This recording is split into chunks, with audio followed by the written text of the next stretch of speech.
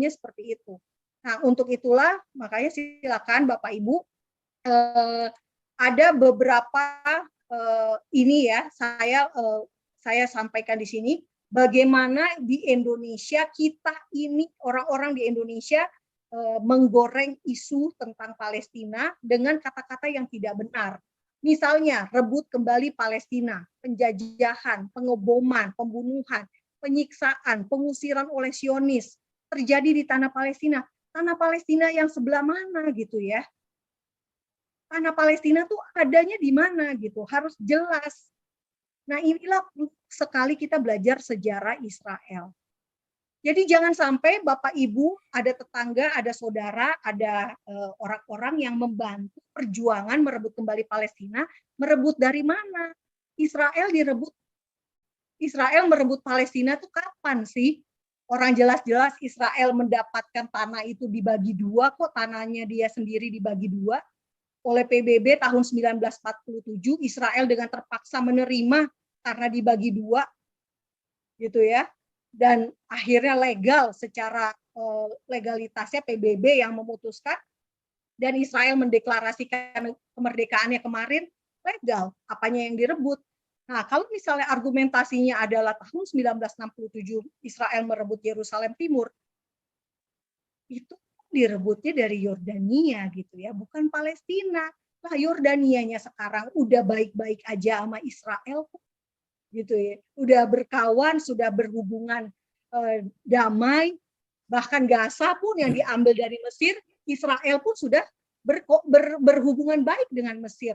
Nah, kenapa sekarang kita harus recokin mereka dengan alasan-alasan klaim-klaim yang nggak jelas? Nah, jadi ini Bapak Ibu harus bisa menelaah gitu ya kalimat-kalimat yang mereka pakai untuk mencari dana, cari donasi. Nah, seperti ini. Ini foto-foto yang bisa ada dari tahun kemarin, tahun lebaran 10 tahun lalu mungkin ya. Karena kan 73 tahun nih pengungsinya. Ya rumah rontok tahun berapa dibiarin begini aja. Sementara nih Gaza butuh obat-obatan. Dalam waktu berapa hari nih, mereka tuh sudah bisa mengumpulkan dana 120 juta. Ini INH, ini ACT, ini INH ini bersama Hussein Gaza ya. Hussein Gaza yang tadi bikin berita misinformasi. Nah, sementara tahun 2019 mereka berhasil mengumpulkan donasi 650 juta untuk membantu Palestina. Lalu ini ada dari mana ini saya lupa. Ini dari Nusantara Palestina Center, Bang Onim. Jadi Bapak Ibu mendonasi kepada Palestina no problem, silakan aja. Cuma asal tahu sendirilah, UMR Palestina tuh jauh lebih tinggi daripada UMR Indonesia. Orang Arab Palestina yang kerja di Israel gajinya jauh lebih gede dari gaji standar di Indonesia, standar pegawai ya seperti itu. Jadi ya kita yang lemah malah membantu yang sudah punya gaji tinggi, sudah kuat.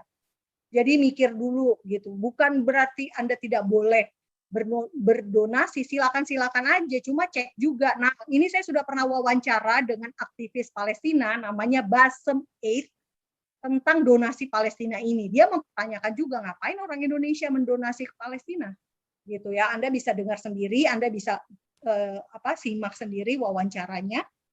Jangan sampai tujuan saya menginformasikan fakta-fakta adalah agar Anda memahami sebetulnya apa yang terjadi di Israel dan Palestina. Dan kekuatan Israel adalah punya sejarah yang begitu kuat, punya sejarah yang begitu panjang, dan semua faktanya ada gitu. Cuma butuh pengakuan aja, cuma butuh Anda berpikiran terbuka aja untuk menerima fakta-fakta tersebut. Kalau kebencian yang menjadi sudah ada di hati kita kebencian, tentu kita akan sulit, mata kita akan tertutup dengan kebencian tadi, sehingga hati kita tertutup oleh kebencian, sehingga kita tidak bisa melihat fakta-fakta, sehingga kita tidak bisa menerima kebenaran bahwa Israel itu punya hak untuk eksis. Negara Israel itu Bapak Ibu wilayahnya sama persis dengan wilayah kerajaan Israel. Gitu ya. Jadi Israel tidak pindah jauh dari wilayahnya, ya situ-situ aja.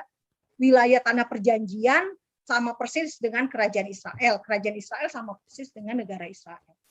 Kalau Mesir, Bapak Ibu, masih ada, berarti masa sih Israel nggak ada?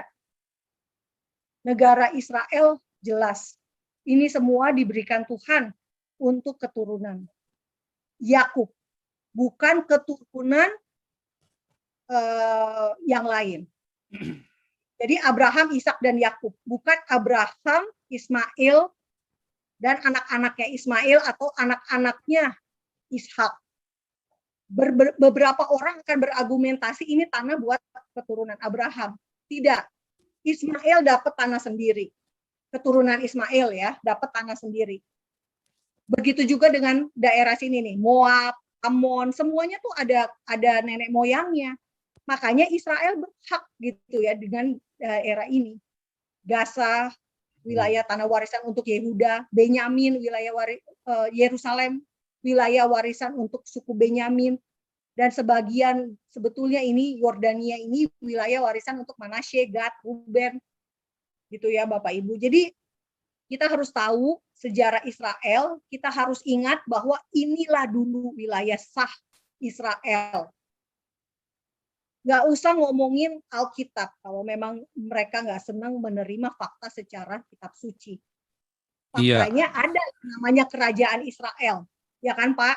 Ada kerajaan Yehuda gitu ya, gitu. Jadi kita harus fair dengan sejarah juga gitu. Jangan hanya mau pakai peta tahun 1940 mulainya nih kayak gini.